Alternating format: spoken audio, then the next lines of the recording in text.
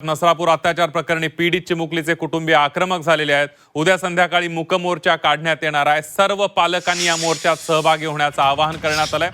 बालगंधर्व रंगमंदिर ते सावरकर भवन पर्यंत मोर्चा काढण्यात येणार असून नराधमाला फाशी शिक्षा देण्याची मागणी या कुटुंबियांनी केलेली आहे।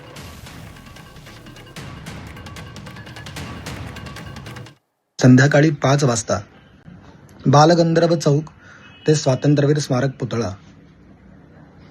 इथे एक मूक मोर्चा, शांतता मोर्चा याचं नियोजन आपल्या विविध संघटनांनी केलेलं आहे।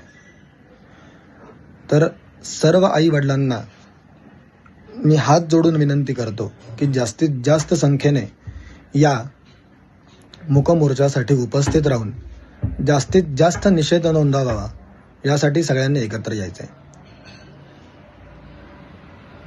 अशा नराधमांना कठोरात कठोर कारवाई व्हावी